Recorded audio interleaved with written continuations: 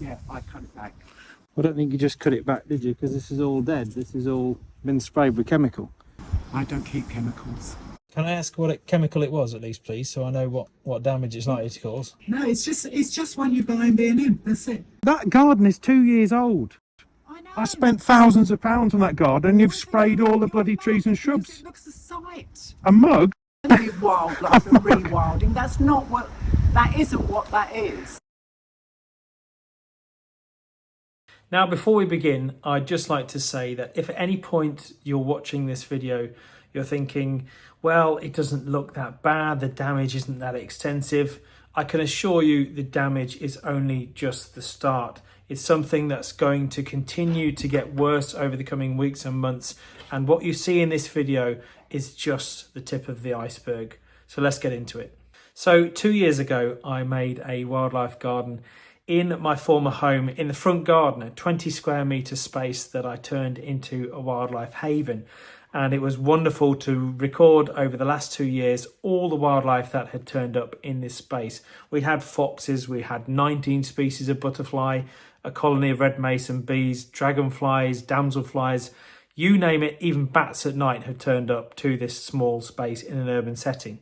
And prior to that, I have done videos on how we turned the back garden into a wildlife area as well, which has been really successful. Now, since these spaces made such a wonderful home for wildlife, and we've seen so much wildlife using these spaces over the last 4 or 5 years, we thought, how could we possibly sell the property and not know who is going to then buy it, to then pave it over after so much hard work and effort has gone into making these habitats for wildlife, for them to potentially just then be taken away. So we decided to give another family the opportunity to live in this space, but still maintaining the control that we could have over these habitats to make sure they remained as habitats for wildlife. And a few days ago, I went back to the property to carry out some works to just give it a lick of paint and get it ready for some new tenants. And I was quite frankly horrified at what I discovered. Now, 2 months ago, I made a video about this space on YouTube, and it's already had over 600,000 views and so many brilliant comments from some of you wonderful people watching this video today, saying how important it is to focus on small spaces for wildlife, which is obviously something I've been advocating for many years. So you can imagine my absolute heartache when I discovered just a few days ago, as I say, that this space has been deliberately poisoned by a neighbour. Luckily, for obvious legal reasons, I documented everything, and here's what happened when I confronted the neighbour about the incident. I don't suppose you know anything about this, do you? Yeah, I cut it back. I don't think you just cut it back, did you? Because this is all dead. This has all been sprayed with chemical. I don't keep chemicals. That will all grow back. That's what's come off, right? It's dead. Yeah. And you've leant over the fence and you've cut my shrubs, which is criminal damage. Yeah. And you've killed these shrubs now. And take it forward then. Hang on, I'm not talking about the fence though. I'm asking why this is now dying back. This is a perfectly healthy cherry tree, right? Hang on, I've not been on your property. You've been leaning over here and cutting the shrubs back. Yeah. And you've also sprayed the chemical on there because that wouldn't just die back. So can I know what chemical that is, please? It's not, it's just a cheap weed killer. That's all. Right, bloody home bargains. Right, well, why are you spraying the chemicals off? I know why. It's because you thought we'd moved out and you'd get in quick. No, which is why you've sprayed all my stuff out the front as well. Because I've seen it. Well, shall we go out the front and have a look then? No, I don't want to go. Right, well, I've seen it, thank you. You haven't done that because you not only have you done that, you've cut off the tops of all the hedging. Coming over this way. You've been over, you can cut up to this line. This is the boundary line, right? I am aware of and I'm aware of the law because I was a tree surgeon for 10 years. If you want to take it further, Joel, knock yourself out and do it. Well, you're the one that's caused criminal damage. You've destroyed It's not these criminal hedges. damage. It is. Cutting other people's... You tell me that's alive, is it? Go report it. Do what you've got to do, mate. What about the spraying on my side? I didn't spray your side, I sprayed my side, and it came. Well, have you seen my front garden? Yeah, I've seen your front garden. You saw me. I replaced that boundary for you. That garden is 2 years old. I know. I spent thousands of pounds on that garden and you've Well, then sprayed you're- all the you're bloody a trees and mug, shrubs. because it looks a sight. A mug? You're supposed to maintain this stuff and don't give me wildlife and rewilding. That's not what, that isn't what that is. Is it not? No. Well, tell you what, I'll send you a link to a video on YouTube I've done, a wildlife garden in the front garden, right? If you say so. That's full, well, it's better than a mown piece of grass. Yes, it attracts more wildlife. In your opinion. No, it's proven. I'll send you the link. I'll show you all the wildlife that's turned up compared to a mown sterile piece of grass. And have I a sterile piece of grass? Absolutely. But I'm not complaining That's about your your garden, am I? opinion. Absolutely. But I don't come over and spray your garden, do I? Because my garden isn't encroaching on yours. Neither are the plants or the shrubs Yes, in my they front are. garden. Right, so you've had to take action by destroying someone else's hard work. I wouldn't say And whether destroying someone else's whether hard work. If I well, there's got trees and it shrubs that are every dead plant in there. up, There's trees and shrubs that are dead in there, right? well, And if you that's- want to go around the I can't front, speak about those. That's not me. well, you There's can plants because you coming caused through. it. And if you I want, have pruned stuff down. If you've got an issue, if you want to take it further, take it further. well, absolutely, I will because You you've do that, caused mate. criminal damage. You I spent do money that. on those plants and those shrubs. You can't go over someone else's fence, cut their stuff Okay. back, spray it with chemical. I need to know what chemical that was because No, I've got it a was pond a- there it with was a aquatic life. run-of-the-mill And you look weed at most of those cut. weed killers, Most whether they're of run-of-the-mill these stuff or I not, cut and they will in actually spray. poison aquatic In life. spray, So therefore, if you've got drift coming into my property, which it has, because it's blatantly killed everything out the front, then that Build drift is everything out the potentially front. I coming think that's a slight exaggeration. on the boundary. It has. My mahonias are dying. My hawthorn's Well, that's dying. not me. I've So not who is touched it then? that. Because I've if not it, touched that. I sprayed what was coming through my fence, as I have the right to do. so why am I? And cut off things that have come. Well, let's go through. and have a look, shall we? Can I ask what chemical it was at least, please, so I know what damage it's likely to cause? No, it's just one you buy and B&M. That's it. Well, Nothing- do you have the nothing box fancy, or the? nothing clever. Do you have the box or the? No. So you've used it and then thrown it, assumably. Well, you have to get rid of these things. Yeah, for sure. Yeah. I just don't understand why you do that. I don't understand why anybody, when you've seen the care and the attention I put into making that, to planting it, the money I spent on it, to then go and just spray it willy-nilly. No, you're totally wrong. Anything that was coming through. Hang on, my look. I So sprayed. look at this bit here. Look. I'm not going through it. No, look. There's a No. look. We'll just come and have a look at it stop with me. bullying me. How am I bullying Stop you? I'm bullying asking you me. to look at the You're damage saying you've in caused to my front garden, property. pointing and raising your Yes, voice at me. and Stop I'm not me. bullying you. I'm not pointing at Yes, you. I'm you asking are. you to I look can at the see it. damage I've you've seen caused. it. So do you accept the fact that you've leant over and cut shrubs inside I my didn't boundary? lean over anywhere. Well, could you please just have a look at the top of No. this? All right. Well, I regardless, walk it's past it every day. absolutely. But I need you to see what you've done. No, I Have you? don't Are you need to aware see- that you've I killed don't everything? see- Because 5 I minutes know ago, there's stuff dying 5 minutes off of it. ago, well, 5 minutes ago, you said there was nothing dead. No, I didn't say And you that. said you hadn't touched the front. No, Yes, I you didn't. did. On the boundary, it has. My mahonias are dying. My hawthorn's dying. That's not me. So who is it then? Because if I've it. not touched that. Oh, okay, yeah. So you didn't you accidentally cut the tops off. You No, I didn't accidentally spray accidentally through the cut cut. tops. I've cut them off because they were draping over my side. You I can't don't cut have the people's stuff time off and beyond their energy boundary. anymore to keep up with some of this stuff because if somebody else doesn't maintain their property. How is it not? These have been in 2 years. They're not I know. even 6 foot tall. How tall do they have to get? But they're not coming over your Everything side. you've put in, you've not maintained it. How have I not? It's You've grown. seen the amount of effort that's gone into that garden. It doesn't mean that you haven't broken the law because you have. Fine. You know, Go and you ahead shouldn't do go. some- You shouldn't go Joel, and cut go other and people's do stuff back. something about it, then if Oh, well, I it will. really means But that. if you can't If tell you me what think- pesticide it is, then I shall try and Well, get. you want to know? It's a market one you can buy anything. Weed oil, Because they whatever, are whatever. insecticides as well as herbicides, most of them. They are very poisonous to aquatic life, and I've got a pond there with frogs in it, with newts in I it. haven't sprayed anything to aquatic life. There's a pond there, and you've just said you sprayed the fence that's Well, a it- metre it from may the have hedge. done, but no, I couldn't tell you. because If I it drifted wouldn't through know. enough to kill the first The foot same or as I so. spray down the side of here.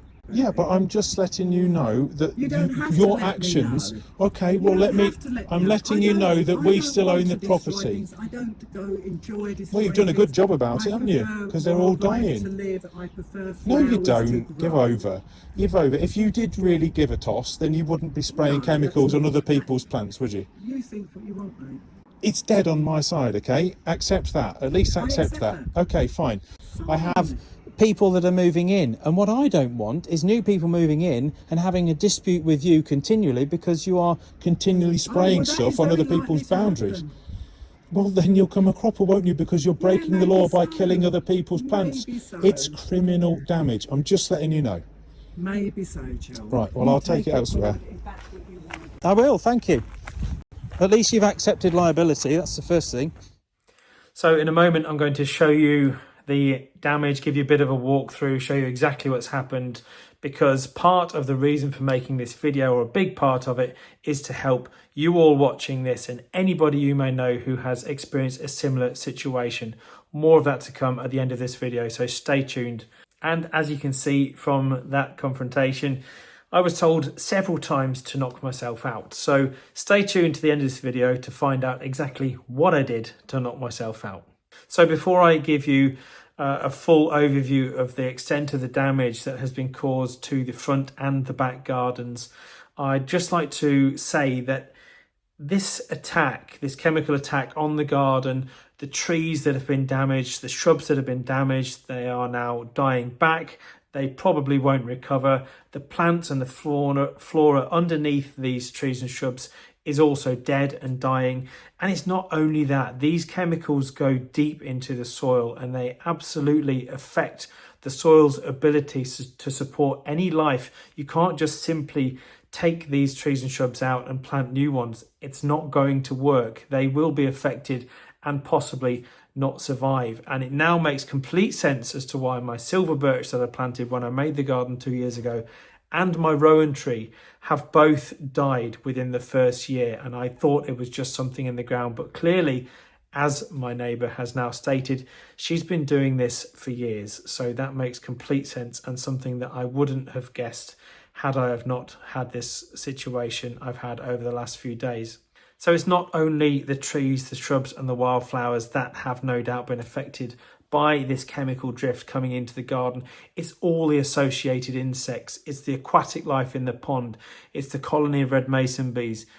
It's the red-listed butterfly species, the wall brown, that I have recorded in the garden that lays its eggs on the grasses around the margins of the wildlife garden itself. So the extent is still unknown. And now let's take a look at the immediate damage that we can see in both the front and the back garden. Okay, so this is a video documenting the criminal damage and destruction to the front garden. We've got the boundary fence here. You can see there potentially has been some weed killer spray that side, but it would have to be pretty intensive to drift through a good couple of feet to kill everything in this border. You can see we've got things like this hazel, which has been cut back behind the boundary line, which is the main stem, which was formed part of this shrub. We've got more stems that have been cut back down here. I don't know where these have gone. They're not here, so they've obviously been removed, presumably to hide the evidence. Let's go around to the other side.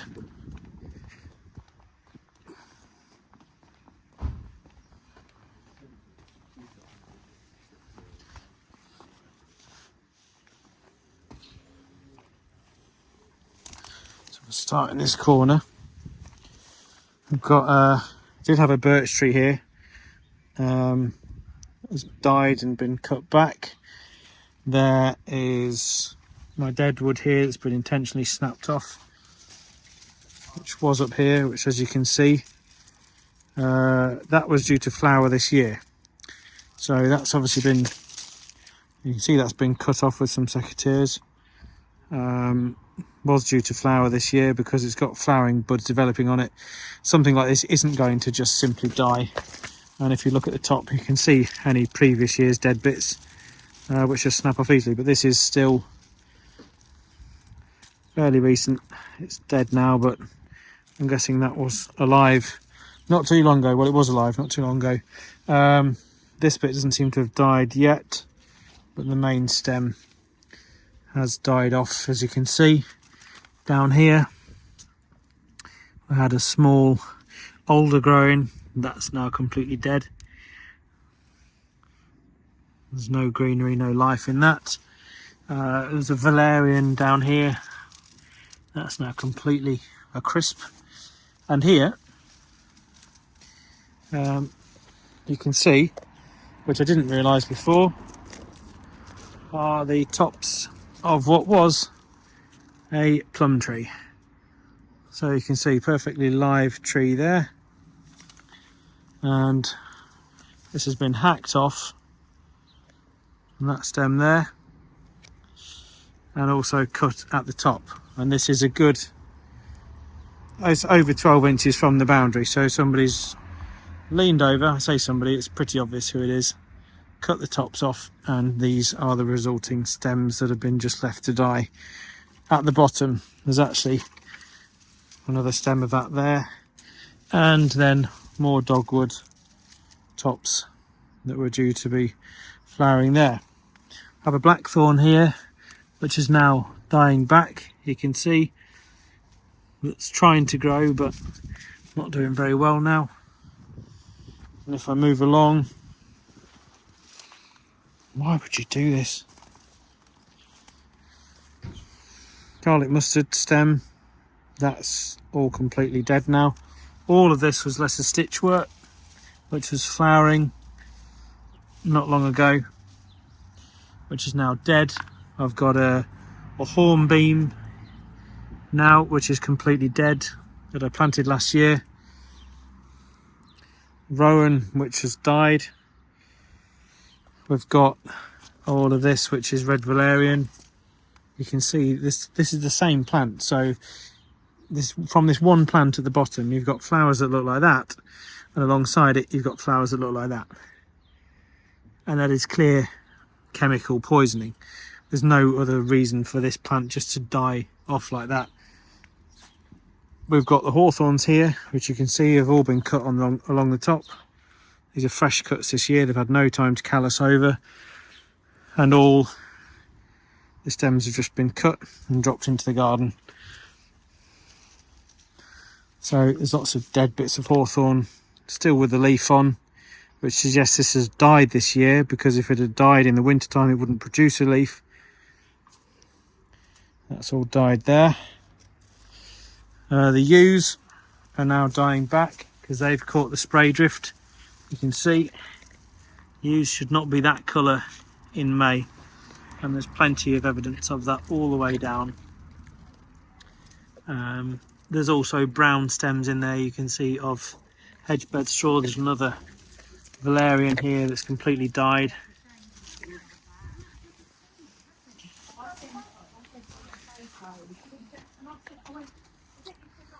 Then we've got the mahonia here, which should not be yellow at this time of year. Absolutely should not be. The leaves just dropping off because of the chemical. Same with the yew down here, so that's one yew there, one mahonia there. All the branches of the leaves of the yew are going yellow here, as are these leaves here on this yew as well. This mahonia is also suffering dieback now. These leaves are really declining. These leaves should be this colour. They go like this in the autumn when they're dropping leaves, not in the middle of May. Also got some potential drift over here, which has affected the crocosmias. I have some bramble that I planted here, which was for the butterflies. Those leaves should not be pale yellow like that. I'm all for someone cutting back some overhanging branches and putting it on the other side. That's absolutely above the law, but not to this extent, leaning over, chopping everything back. I've got a hydrangea under there. The tops of this seem to have got some spray. I had a rosemary that was growing here. That was a thyme, and the top of my insect hotel seems to have got some of the drift, of which there's bees in here. There's bees nesting in here. Red mason bees. You can see all the holes that have been bunged up with mud this year. They're all over the place. So many solitary bees live in this insect hotel, and there's chemical been sprayed just over a metre away, with clear evidence of the drift coming in and affecting some of these plants. So now we'll go and have a look in the back garden. So I'm now in the back garden, where you can see there has been honeysuckle and buddleia cut back, which again is perfectly permissible in law if it's overhanging, but there's clear evidence of these being cut back. For example, here, well behind the fence line, you can see the fence line to my left, over a foot, and they've been cut back into this shrub. Some of the branches have clearly received chemical, because this is buddleia, which should have been flowering in a few weeks, but the leaves have all curled up. The honeysuckle, these branches are still attached, and there's no reason for branches that are still attached to live branches, which these are, because you can see them wanting to flower further up. There's no reason for these to be curling up like this mid-season, apart from if it's been sprayed with chemical. There's evidence of the damage all along here, all along this side, and all the way up there. And now I'm moving to my woodland border. This is part of what was an older tree. Come through here, which was, you can see, there's the other half that's just fallen over. That's now rotted off. That's cut off straight off there. That I planted about 18 months ago, I think. We've come through here now and get a better feel for the extent of the damage. We've got a spindle tree here, which has been cut back, and that's a good 18 inches. You know, someone has stood up, leant over and cut this off below the fence line. It's not even on the fence line hanging over. This is inside my property. These are cut stems of hawthorns, which have come off this one, as is this one.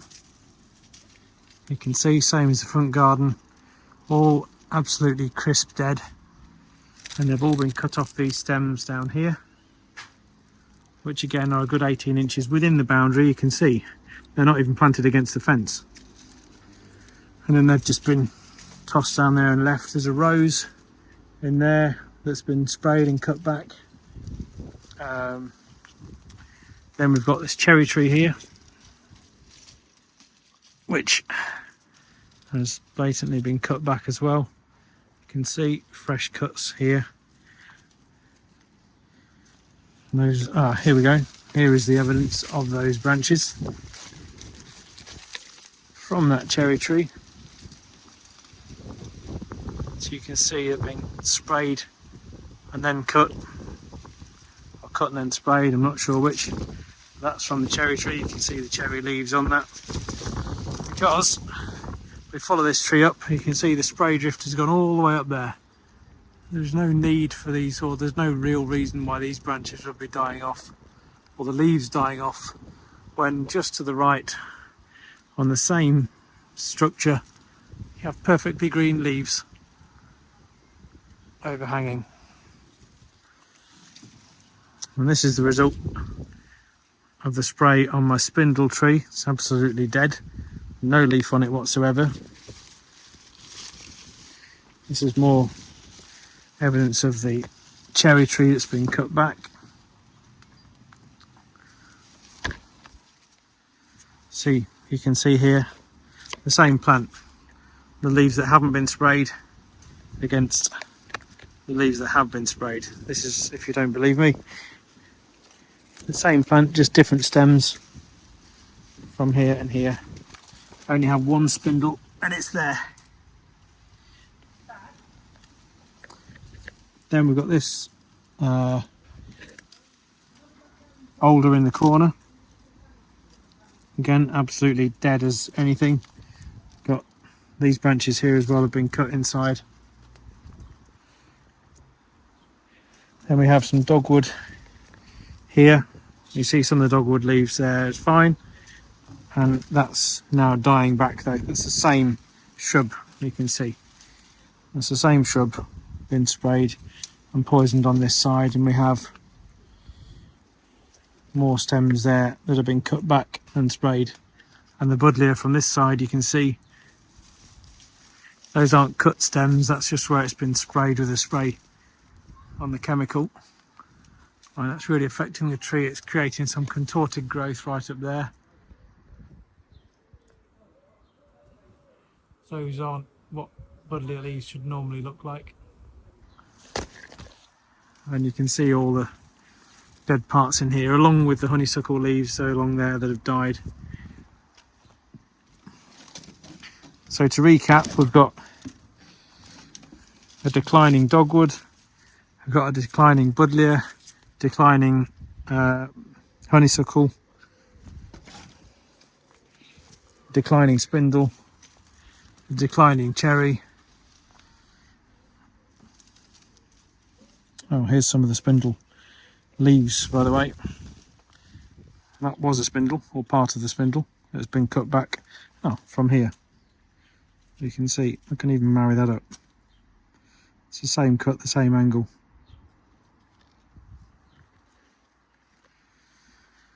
So that's been cut back intentionally within the boundary as well. We have a declining hawthorn there. I don't think that's going to survive now because there's very few green leaves on that. We've got a rose that's declining. And a sorry state of affairs. Oh, and finally we have some ivy. There's a larval food plant for the holly blue butterfly. That's been sprayed back on the ivy tree. Well, if not intentionally, that's caused some of the drift. As you can see, ivy shouldn't be that colour. It should be like the rest of it, which is at the moment. That's clear evidence of spray drift as well. Now, unfortunately, the footage you've just seen is only the tip of the iceberg. As I say, once these plants have died, it's then what happens to the soil beneath them, because these herbicides, they don't just go away. They don't just vanish once they've been sprayed. They go in through the leaves, down into the roots of these plants and trees, and leach into the soil, and they stay there for an unknown amount of time. Most of these herbicides break down the soil structure. They kill the worms that give soil its structure, and they absolutely affect all the mycorrhizal fungi and everything that makes up the good bacteria within soil to give the nutrients to the plants and trees above it. So this is a catastrophic problem that we are now faced with, and it's one that I am not thinking about lightheartedly. So over the next few videos, I'm going to be documenting the legal action we're going to be taking. I'm going to be giving you watching this some advice as to who you can approach if you've ever had anything like this happen to you. People like DEFRA, Environmental Health, because this isn't just a case of, whoops, I slipped with some secateurs. This is a deliberate act of vandalism. It is a crime under UK law. It is potentially an environmental health issue with the use of chemicals, and is potentially a breach of the 1981 Wildlife and Countryside Act, because those chemicals have no doubt leached into a water body, i.e. my wildlife pond. It's harming the red mason bees that are in the bee hotel that I've already mentioned, potentially damaging the red listed and endangered wall brown butterfly that is residing within the garden, and also affecting, no doubt, the brimstone larvae that are now emerging from their eggs on the older buckthorns in my front hedgerow. So what are the next steps? Where do we go from here? Well, obviously we need to rebuild the wildlife garden. To do that, I'm looking to take legal action against my neighbour to get those costs covered, because I don't think it should be down to me to foot the bill for all the replacement trees, shrubs, and my time and the physical excavation of that contaminated soil and replacing it with new soil just to keep the wildlife garden that I'd already paid for and spent many, many hours creating, and money and time. So it's something that we are looking to pursue legally. Stay tuned to the end of this video to see what I did to knock myself out, as I said earlier. But also, I want to tell you this. 2 years ago, I took on the RHS with the help of Nikki and you watching this, and many people on Twitter, as it was then known, because I was sick and tired of them having double message and telling people that they should be gardening for wildlife whilst peddling their own products, which were slug pellets, weed killer, pesticides, ant killer. And I was absolutely infuriated by this. So I took them on, and guess what? They soon changed their tune, and now I can gladly say there are no pesticides, slug pellets or weed killers in any of the stores of the RHS around the UK. Obviously, they're not going to admit that I encourage them to do this with the help of you, but I just want to let you know that just a single neighbour is not going to deter me, and it shouldn't deter you. So stay tuned and follow us on this journey. And finally, unfortunately, we've had some bad news this week with the wildlife garden, but it was also doubled with a bit of bad news about the 2 rescue dogs. So I will be following up with another video tomorrow evening about their story and exactly how you can help us in this unfortunate situation. But remember, if the RHS can change, so can your neighbour. Stay tuned, stay wild, and I'll see you all very soon. You said knock yourself out, so I did. That's some legal proceedings. I suggest you read it. All right then. You might want to take it more seriously than you took my wildlife garden.